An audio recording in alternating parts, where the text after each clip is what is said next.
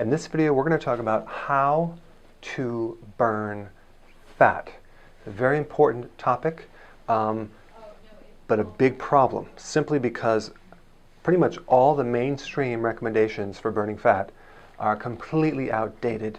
In fact, look at the statistics. In America, only 2% of the population ever is successful at burning fat and achieving their weight loss goals. An average female spends 17 years dieting. So what does that tell you? They're operating off of incorrect information. What I'm going to tell you is based on fact, physiology books, how the body works. There's two main fuel sources in the body.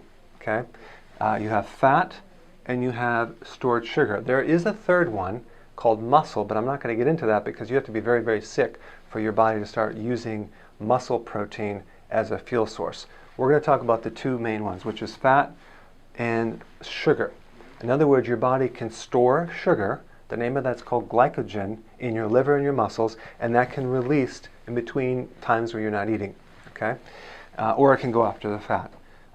So the way it works are fat-burning hormones, based on what you eat and what you do, trigger the fat, and then to release certain enzymes to dissolve that fat. They're called lipase enzymes. They're hormone-sensitive fat enzymes that break things down into ketones. Ketones are the byproduct of fat metabolism, and your body can run on these very efficiently, way better actually. It's a better fuel source. It's a cleaner fuel source. Your body can run on this, even your brain can run on ketones. Now, fat-making hormones trigger the storage of sugar and the conversion of the sugar into fat. So that's how that works. The great majority of people are only burning sugar, which is glucose. They're not burning fat. What occurs is they will lose some temporary water weight and they hit a plateau, thinking that's actual fat, but they never actually burn fat. And I can prove that because I have a machine that measures how much fat someone burns, and you can very easily see they lose water weight and then they plateau.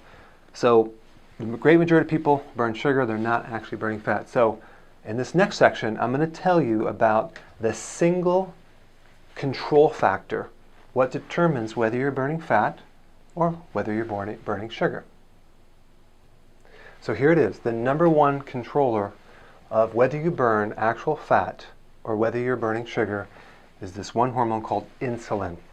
So insulin, even in small amounts, has the strength and the domination to prevent you from tapping into your fat reserve. So here's a little graph on how much insulin, or let's just say, when I talk about insulin, I'm going to talk about sugar because sugar triggers insulin. So I could easily say the number one control of whether you burn fat is sugar or hidden sugars, but I'm just going to call insulin sugar right now. So if that sugar is high, let's say it's high sugar right here, or high insulin, you're not going to be able to burn fat. Your body is running on sugar. So let's say you eat moderately and you have, let's say, half of the amount of sugar. So because someone said everything in moderation, you know, it still won't work because insulin has to be zero, or sugar has to be zero to tap into ketones, which is the byproduct of fat burning, which is ketosis. So in other words, it's not a graph that's a gradual graph. You have to make insulin, or so we say sugar, zero before you can burn fat. So now what we're going to talk about is this thing called ketosis. Ketosis is what we want to get into, and you may hear some negative things about ketosis because it relates to diabetes, but we're talking about doing ketosis in a very healthy way, okay? Ketosis is the healthiest thing to do for your blood sugars, for your heart, for your brain, and other conditions like polycystic ovarian syndrome.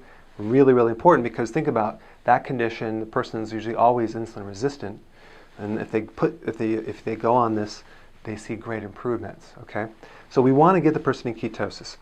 To get in ketosis usually does not happen overnight. It's easy to tap into the sugar reserve, because all you have to do is eat sugar.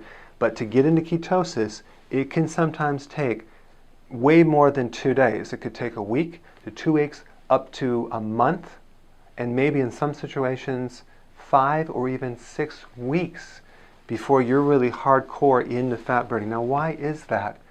Because you've been living on sugar your whole life, and your system is so inefficient and so used to burning sugar. To convert that over, it's called a keto adaptation. So you're adapting to burning fat. Just takes a little bit longer.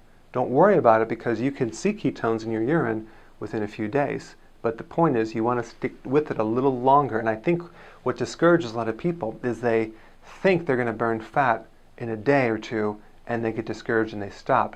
When in fact, to adapt your body into fat burning, it could take up to a month to possibly 6 weeks in very extreme cases. I'm telling you that because it might happen in a week, or maybe a little longer than a week. But just hang in there and stick with it, because it will happen. And your body will be burning fat, and a lot of problems will actually go away. So now let's talk about what foods that you have to eat to get into ketosis. Okay, so here's what you need to eat. Number one, you want to keep your carbohydrates within 5 to 10% of the entire amount of calories that you eat in a given day. Now, the type of carbohydrates we're going to recommend are vegetable in nature. So why vegetable? Even though they have a small amount of carbohydrate, they have a lot of vitamins and minerals that you're not going to get with protein or fat. So we do want the vegetable carbohydrates here in a good amount, okay? But the net sugars from that is going to be very, very, very low, if anything at all, okay? 25% of your diet should come in the form of protein.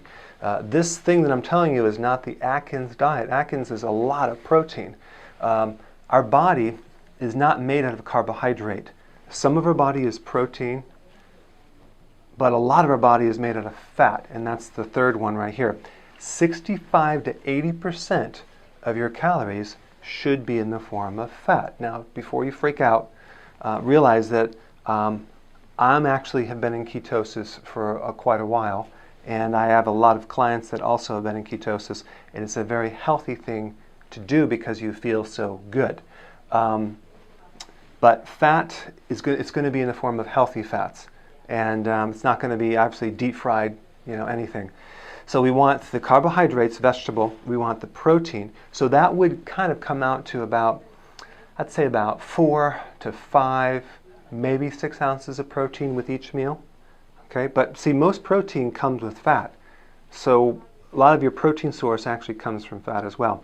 But you do not want to consume the lean proteins, and that is because you need that fat to get your body into ketosis. Eskimos consume blubber, and they actually are in a state of ketosis, and they can actually, a lot of them actually have 0 heart problems at all. And if you're concerned about increasing your cholesterol, realize this: your body makes 2,000 milligrams of cholesterol every single day. Why would your body make that much cholesterol if it didn't need it? So when you consume more cholesterol or fat, your body just makes less. That's how it works. You need this cholesterol to build the surrounding around your cells. You need it as raw material to build up your hormones, especially stress hormones. You need it for the lens of the eye and even the brain. A lot of cholesterol is in our brain to help the nerve connectivity.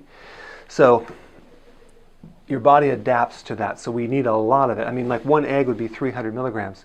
So you have to have like 40 eggs to equal what your body makes every single day. But it adapts. So you eat less, your body makes more. You eat more, the body makes less. So now, 65 to 80% of your body should be in the form of fat. So that is the formula to get someone in fat burning. One time in high school, I was a wrestler and I tried to gain weight. And so what I did is I decided, well, of course, if I want to gain weight, I have to eat fatty foods. I started losing weight the more fat that I ate. And that kind of confused me until later when I got into the physiology of it, and I found out that consuming fat is neutral with insulin. Eating fat does not trigger insulin.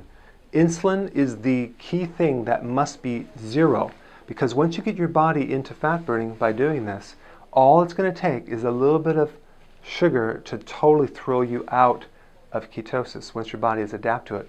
But you'll feel much better with your energy, with your cardiovascular, with your endurance. And if you add exercise on top of this, oh my gosh, it's going to be huge. A lot of professional athletes are going into this as well because they have a lot better performance. And a lot of credible medical doctors are even recommending this as well. So it's a new thing, and you know it's true because it's the exact opposite of what mainstream is telling you to do. They're saying have 60% of your diet carbohydrates and have only 5 to 10% fat and protein the same. So you know it's correct. So if you just did the opposite of what everyone tells you to do, you'll come out ahead. Now, if you want to know the specifics of what exact types of fats that you should have and what combinations and some ideas of maybe some snacks, click the link below and you can download a page of what to eat and how to do this correctly. All right, so I hope you enjoy this, and I will see you in the next video.